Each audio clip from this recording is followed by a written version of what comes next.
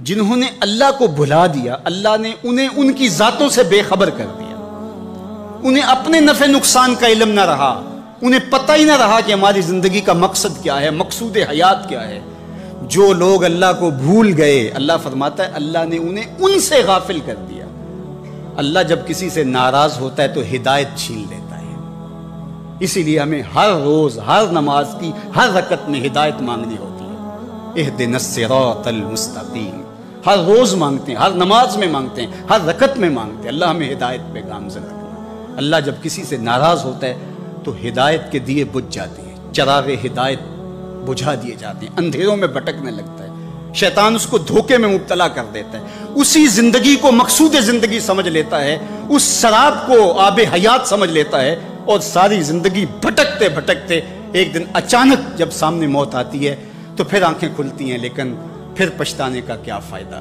تو کہا جو لوگ اللہ سے غافل ہو جاتے ہیں اللہ جل شانہ انہیں ان کی ذاتوں سے بے خبر کر دیتا ہے، وہ خود آشنا بھی نہیں رہتے۔ جو خدا فراموش ہوتے ہیں وہ خود فراموش ہو جاتے ہیں۔ اور مجھے بتاؤ جو خود فراموش ہو جائے اس کے پلے بچا کیا؟ اقبال نے کہا تھا نا، اپنے من میں ڈوب کر پا جا سراغ زندگی، تو میرا نہیں بنتا تو نہ بن، اپنا تو بن۔ اور جو اپنا بھی نہ ہو، جس کو یہ بھی نہ پتا ہو کہ میں ہوں کون، میں کہاں ہوں، میرا مقصد زندگی کیا ہے، مقصد حیات کیا ہے، کھانا پینا اور لذتوں کا حصول، یہ تو چوپائے بھی کرتے ہیں، تو اشرف المخلوقات کاہے کا ہے۔ یہ زندگی تو ان کی بھی ہے کہ وہ اچھا کھاتے ہیں، تم تو ایک پاؤ بھر گوشت کھا لیتے ہو، اور شیر روز ایک ہرن جو ہے وہ چاٹ جاتا ہے، وہ تیرے سے زیادہ کھاتا ہے، تیرے سے زیادہ طاقتور ہے، ہاتھی کا جسم تیرے سے کہیں بڑا ہے، پرندے ہواؤں میں اڑتے ہیں، مچھلی پانی کی تہوں میں اتر جاتی ہیں، عقاب کی نظروں اور بلندی پرواز کی دیکھنے والی ہوتی ہے، کرگس کہاں سے کہاں تک سونگھ لیتی ہے، ان کی قوت شامہ تیرے سے بڑی ہے، لیکن اس کے باوجود بھی افضل تو، اشرف بھی تو، اور اللہ نے اپنی نیابت کا تاج تیرے سر پہ رکھا ہے۔ جب تو اپنے آپ سے ہی آگاہ نہیں ہے تو پھر تو ہے کیا؟ تو راز کن فقاں ہے، اپنی آنکھوں پر عیاں ہو جا، خودی کا رازداں ہو جا، خدا کا ترجمہ ہو جا،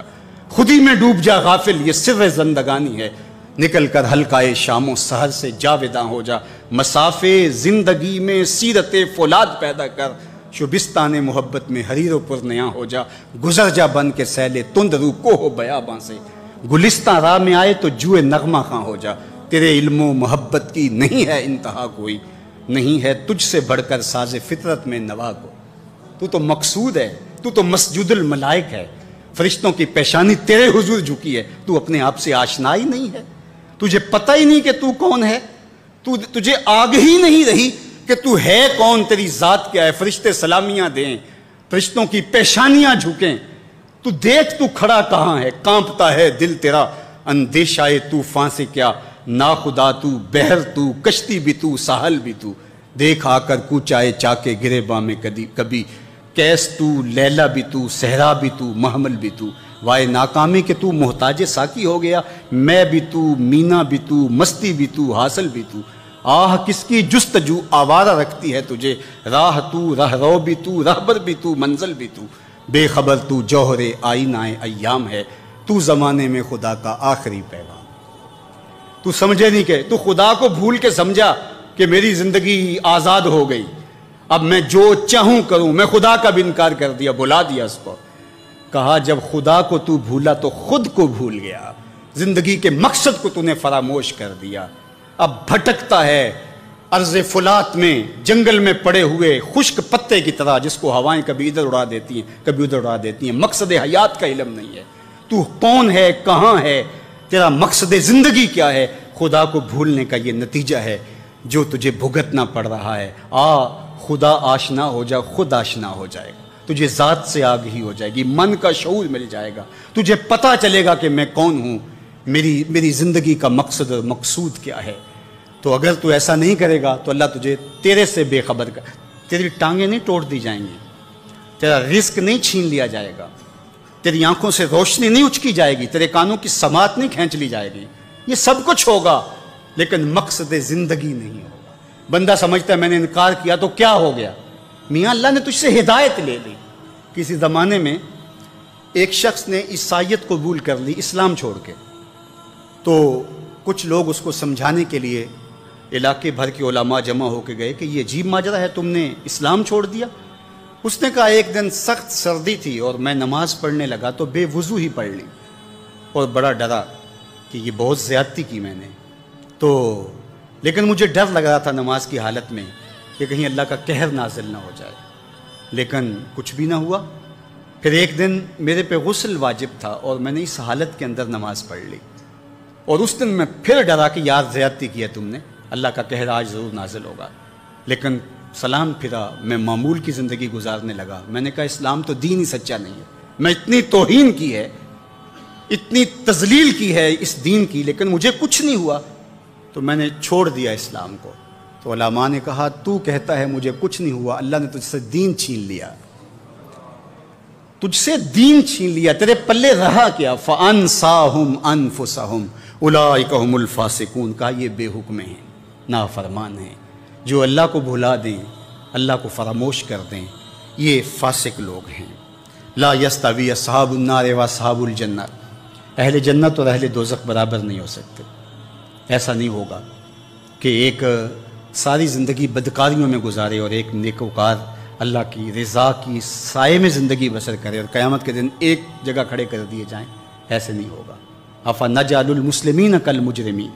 اللہ فرماتا ہے ہم ماننے والوں کو اور مجرموں کو کیا ایک جیسا کریں گے؟ ایسا نہیں ہوگا۔ اللہ تعالیٰ جل شانہ انصاف بھی کرے گا۔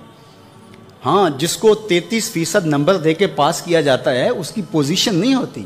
اس کو پاس ضرور کر دیا جاتا ہے، چلو اس کو سٹار لگا کے پاس کر دو، پوزیشن انہی کی ہوتی ہے جنہوں نے محنت کی ہوتی ہے، رت جگہ کاٹے ہوتے ہیں۔ تو کہا مجرم اور ماننے والے برابر نہیں ہوں گے، تو فرمایا کہ وہ بے حکمے ہیں جو اللہ کے حکموں کو توڑتے ہیں، اس کے احکام کی جو ہے وہ توہین کرتے ہیں۔ تو جنت والے اور دوزخ والے برابر نہیں ہو سکتے، جنت والے جنت کے مزے لیں گے اور جہنم والے جہنم کی جلستی آگ میں ایک ذلت کی زندگی کاٹیں گے، موت بھی نہیں ہوگی وہاں۔ اللہ تعالیٰ جل شانہ قیامت کے میدان میں موت کو مینڈے کی شکل میں ظاہر کرے گا۔ کہتے ہیں جنت میں جا کے جنتیوں کے سینے میں ایک ہی خدشہ ہوگا، کھٹکا ہوگا، کہیں موت نہ آ جائے اور یہ نعمتیں چھن نہ جائیں، اور جو